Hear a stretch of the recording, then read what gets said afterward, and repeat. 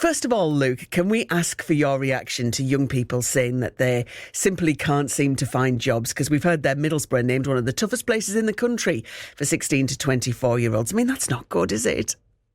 No, and in fact, for years we've had this kind of warning light flashing on the dashboard about young people in our region dropping out of education, employment and training. And in 2017, it was 1 in 7 young people, and that number's only gone up. So that's our future being held back. And I really don't think it has to be that way. We've got an incredible region here. We've got huge potential, and we should be the best place in the UK for young people to get into decent skilled jobs. So that's why I'm pushing for investment from government in education and skills and jobs. We've had some good news recently on carbon capture jobs, for example, but it's about making sure that all young people have access to those opportunities. I know jobs and employment is what we've been focusing on this morning, but do young people struggle to get access to training as well?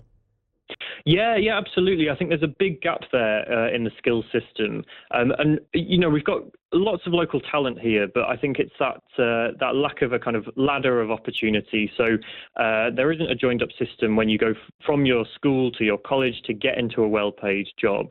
But it's also other things as well. So there isn't a joined up transport system really to get from rural areas into training and work. So I think there's a whole gap at a strategic level. And it's one that I'm determined to see closed, because at the end of the day, you know, I love Teesside. It's where I'm born and raised. And we all remember that word Eramus, that we will be. And I think we can be the best place in the country to get a decent job. I really do believe that. But it needs a joined up system of skills and training and employment as well. This is it with all of our industry. I mean, like, we should be spoiled for choice, shouldn't we, really? Well, ideally, what would you like to see to change things around? So there's some progress that's happening at the moment. So the government's rolling out something called the Youth Guarantee, which is about promising 18 to 21-year-olds access to training and apprenticeships and support. And as part of that programme, Teesside is getting a Trailblazer scheme. So that's £5 million coming to our region for that. But I think there's more to be done at a regional level for the combined authority to have a kind of joined up skills strategy, working with our colleges and our businesses as well.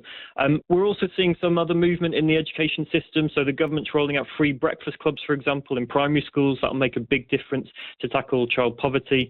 Yesterday, there was an overhaul of the skills system being announced. So things are happening, but I think it needs to be joined up, and we need to create the system where no young person's written off because of where they're from.